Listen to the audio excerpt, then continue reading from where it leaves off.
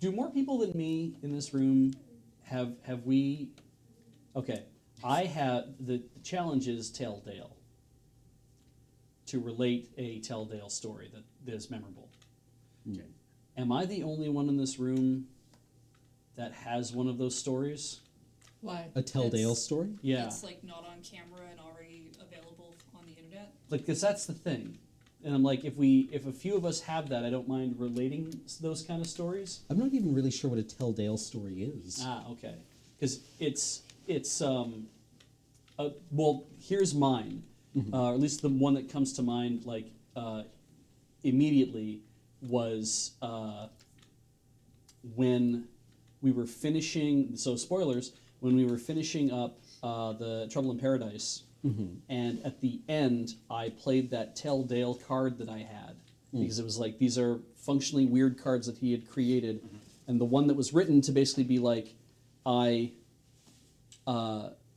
playing this card, I die, but as I die, my consciousness is uploaded into a satellite, an ancient satellite that has been orbiting the planet this entire time. Basically, it comes online, my consciousness gets uploaded into it, and then I spend the rest of my personality now lives up there in peace and quiet.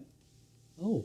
And it was like a great way to end what had happened, because it's paranoia. So Right. if you die, then, if your body's no longer found in alpha complex, then the computer will wait a bit and then say, no, clearly you're dead because you're not around anymore, so I'm going to just Activate a clone. wake a Right. new clone of you, right? And in this case, what had happened was I was going to die, and I played this card instead, and I had already been we'd already been body swapping a whole bunch, and I somehow got swapped out of my body into the body of a submarine, that also because of what happened with Ian, because Ian was now in the body of a submarine or something like that, and so we swapped, and then I ended up in the body of the submarine with some crazy other AI thing or something that was in there, and so I played this card as everything's going to hell, and I zapped myself up into the satellite so I could finally get some peace and quiet.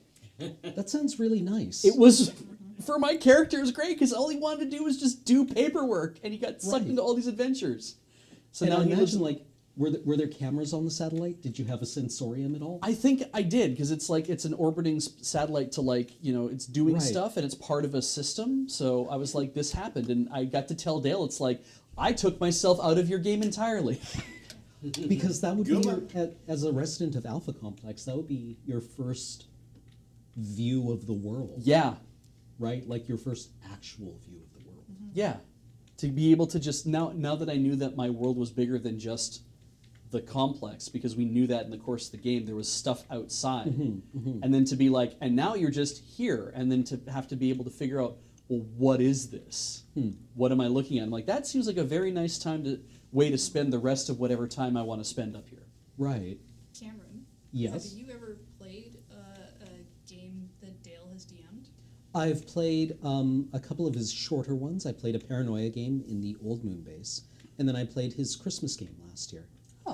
Because normally in his games he gives out stuff at some point, like maybe an item or thing, and if you do a thing with the item, it'll say "Tell Dale" at the bottom, and it's just very. It's yeah. one of those. It's Yeah. like, oh, something is about to happen.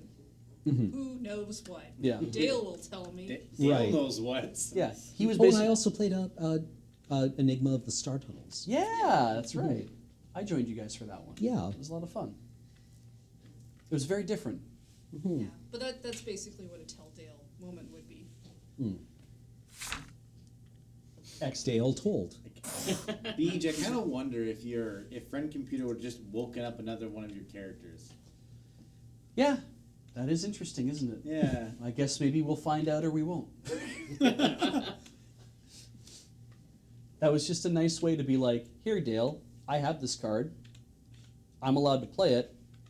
You make me an ending. And then he came up with something, and I think I was able to give up with something, so that was fun too. Yeah. Those are good, though. Nobody else has a story like that?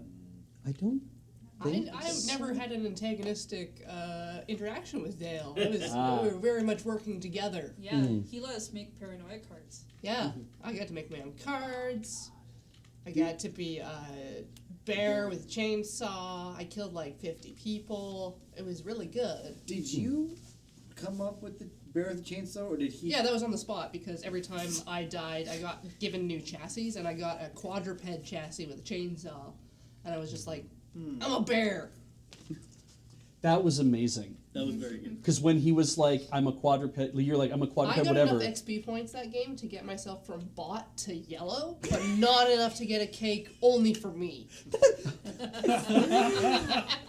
And it cost you twice as It much. cost me twice as much as everyone else, yeah, Wow. for every level. Wow. Good for you. That's still one of my favorite moments in that game where it was like, I bursted in the scene, you know, it's like, and what do you look like? A bear with a chainsaw. Like, it was so fast. I mean, yeah, it's always fun to watch exactly 3 fingers curl shut on the monkey's paw that is playing a game with Dale. Yeah.